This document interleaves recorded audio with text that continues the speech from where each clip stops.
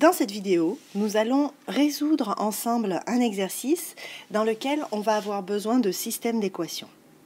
Alors la première chose, c'est de lire l'énoncé, de le comprendre.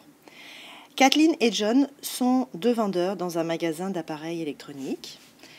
Ce que l'on nous dit, c'est que chaque semaine, Kathleen reçoit un salaire de base de 150 $.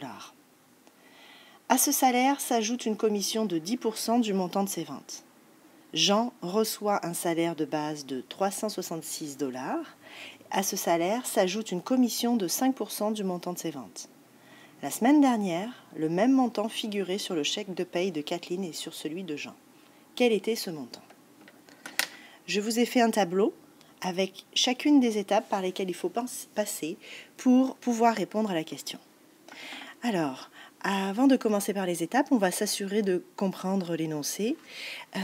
Quand on vous dit « Kathleen reçoit un salaire de base de 150 $», là, vous devez vous demander qu'est-ce que ça veut dire. Alors, mettez sur pause, prenez le temps de réfléchir et après, rappuyez sur lecture. Alors, ce que ça signifie, ça veut dire que même si elle ne fait aucune vente, elle va quand même être payée 150 $ par semaine. Et pour Jean, lui, son salaire de base, ça sera 366 $. Donc, chaque semaine, même s'il ne vend aucun appareil électronique, il gagnera 366 $. Notre première étape, ça va être de traduire la situation par un système d'équations. Pour cela, la première chose, c'est d'identifier les variables. Alors là, je regarde mon énoncé. De quoi on me parle? On me parle de salaire de personne, donc de Kathleen, le salaire de Kathleen et le salaire de Jean. Et le salaire, il dépend de quoi? Est-ce qu'il dépend des semaines ou est-ce qu'il dépend du montant de ses ventes? Puisqu'on vous dit que Kathleen, elle a un salaire auquel s'ajoute une commission de 10% du montant de ses ventes. Commission de 10%, ça veut dire que à chaque fois qu'elle fait une vente, il y a 10% de sa vente qui va dans son salaire. Donc, il existe une relation entre le salaire de chacun des deux personnages et le montant de leur vente. On va s'écrire tout ceci dans la case exemple. Alors, le salaire dépend du montant des ventes parce que Kathleen, plus elle va faire de ventes d'appareils électroniques, plus elle va gagner d'argent. Et c'est pareil pour Jean, plus il va vendre, plus il va avoir un salaire élevé. Donc, on a identifié notre variable X, qui est toujours la variable indépendante, donc le montant des ventes, et Y, qui est la variable dépendante, et qui va être le salaire en dollars. Donc, les deux salaires et montants des ventes, ce sont des dollars. Maintenant, il va falloir trouver la règle pour chacune des situations. Alors, si on revient à notre énoncé, qu'est-ce qu'on nous dit? On va commencer avec Kathleen. Kathleen, on sait qu'il va falloir écrire Y est égal à AX plus B. Ça veut dire qu'il faut identifier la constante A, le taux de variation, et B qui va être la valeur initiale. Là, ce que vous allez faire, c'est que vous allez mettre pause, que vous allez essayer de trouver la règle qui représente la relation entre le montant des ventes de Kathleen et le salaire de Kathleen.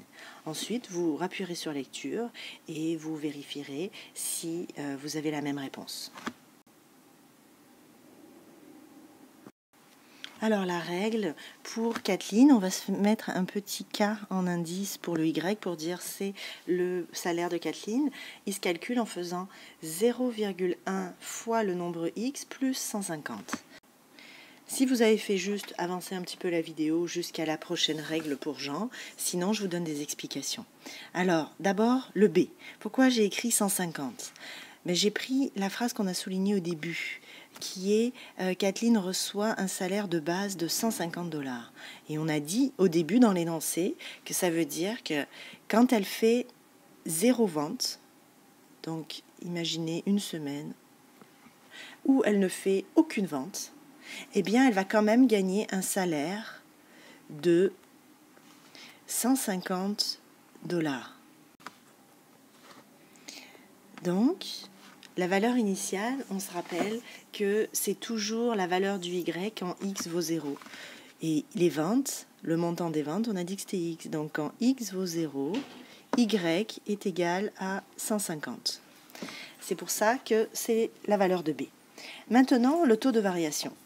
Ce que l'on vous dit, c'est que Kathleen, elle reçoit une commission de 10% du montant de ses ventes. 10% de ses montants de ses ventes, ça veut dire qu'à chaque fois qu'elle fait un certain montant de vente, il y a une partie qui lui revient en salaire. Et cette partie, c'est 10%. Puis vous avez appris en secondaire 1 que 10% d'un nombre, on écrit 10% fois le nombre. Ici, le nombre, c'est le montant des ventes. Donc, le montant des ventes est représenté par la variable x. Et 10%, rappelez-vous, c'est 10 sur 100. Donc, c'est comme si j'écrivais 10 sur 100 fois le montant des ventes x. Puis, si vous prenez votre calculatrice et que vous faites 10 divisé par 100, ça va donner 0,1 x. C'est pour ça que nous avons ceci. Et on vérifie si on ne s'est pas trompé dans le signe du taux de variation. On comprend dans l'énoncé que plus le montant des ventes augmente, plus le salaire de Kathleen augmente. Donc, on a ici une fonction croissante. On a donc un taux positif, un taux de variation positif, ce qui est bien le cas. Alors maintenant, écrivons la règle de Jean. Vous faites pause, vous l'écrivez, après vous vérifiez avec la vidéo. Alors, voilà la règle pour Jean, c'est-à-dire que le salaire de Jean, et j'ai écrit YJ pour dire ça c'est le salaire de Jean, c'est égal à 0,05x plus 366. Alors le 366, c'est la même chose que Kathleen, c'est la valeur initiale, c'est-à-dire quand il fait 0 vente, son salaire est égal à 366. Je réalise que j'ai fait une petite faute d'orthographe ici, là, 0 vente, j'ai mis un S. Vous me corrigez ça s'il vous plaît. Merci. Alors maintenant, on va passer à l'étape numéro 2, c'est-à-dire poser une égalité entre les deux expressions et isoler la variable x. Alors, on se rappelle que dans l'énoncé, on nous disait que la semaine dernière, ils avaient eu le même montant d'argent sur leur chèque de paye. Donc ça veut dire que le salaire de Kathleen et le salaire de Jean... Hey, je l'appelle Jean depuis le départ, en fait j'ai écrit John dans l'énoncé. Bon, ben, j'espère que ça ne vous a pas trop mélangé. Donc, le salaire de Kathleen et le salaire de John sont les mêmes. Donc, on peut s'écrire le salaire de Kathleen est égal au salaire de Jean. Puisque le salaire de Kathleen, il se calcule en écrivant 0,1x plus 150, on peut écrire que cette règle-là va être égale à 0,05x plus 366. Et là, on a posé notre égalité. Et il ne nous reste plus qu'à isoler la variable x. Alors, pour isoler la variable x, il faut mettre, comme on l'a vu dans les vidéos précédentes, il faut mettre les x du même côté de l'égalité. Alors, ce que je vais faire, c'est que je vais tous les mettre du côté gauche. Et j'ai ici 0,05x, donc je fais moins 0,05x, et je fais ici aussi moins 0,05x. Et ça va me donner ici 0,05x. Faites la soustraction à la calculatrice et vous verrez. Plus 150 est égal à 366. Maintenant, il faut que mes termes constants, c'est-à-dire le 150 et le 366, soient tous les deux du même côté de l'égalité et pas dans le même membre que mes x. Ça veut dire que mon 150 va devoir disparaître du membre.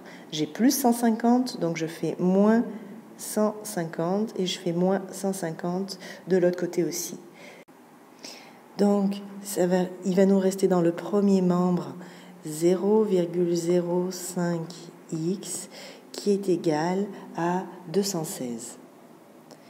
Puisque j'ai 0,05 qui multiplie le nombre x, pour avoir juste x, isoler x, il va falloir que je divise des deux côtés de l'égalité les deux termes par 0,05. Alors faites 216 divisé par 0,05 et vous allez trouver x est égal à 4320.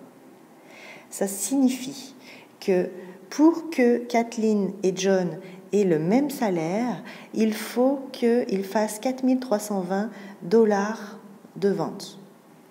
Passons à l'étape suivante. On nous dit déterminer la valeur de la variable dépendante pour une des deux équations. En gros, ça veut dire trouver y. Donc vous écrivez trouver y. Alors pour trouver y, j'ai juste à prendre une des deux équations, à remplacer mon x par 4320 et voir la valeur de y. Alors, je vais prendre l'équation de Kathleen. On avait écrit 0,1x, ça veut dire 0,1 fois le nombre x qui est 4320 plus 150. Je tape tout ceci à ma calculatrice, je vois le résultat. Et ça me donne 582 $. Ce qui signifie que Kathleen a un salaire de 582 $ quand elle fait 4320 $ de vente. Bon, dernière chose, je valide la solution avec la deuxième équation. Donc je prends l'équation de John et je remplace le x par 4320. Donc j'écris 0,05 fois 4320 plus 366. Je fais mon calcul. Et là, vous vous demandez, à votre avis, c'est quoi le nombre que je devrais trouver pour vérifier que tout est juste? Ensuite, faites votre calcul. Alors on trouve, comme dans l'équation précédente, 582 $. Ça veut dire qu'on ne s'est pas trompé. On a bien trouvé le même salaire pour Kathleen et John pour le même montant de vente. Alors, dernière étape, interpréter la solution et répondre à la question. Donc nous, ce qu'on a trouvé comme solution du système d'équation, c'est 4320 pour les x et 582 pour les y. Si on avait fait un graphique, ça voudrait dire qu'à ce point-là, les deux droites qui représentaient la relation entre le montant des ventes et le salaire se seraient croisées à ce point de coordonnées. Bon, ça c'est la solution, mais il faut interpréter et répondre à la question. On vous demandait quel était le montant qui était écrit sur la feuille de paye de Kathleen et John, sachant qu'il était le même. Donc, on répond, le montant était 582 $. Et on a terminé l'exercice. Alors, à vous de suivre chacune de ces étapes à chaque fois que vous aurez des énoncés qui peuvent se traduire par un système d'équations.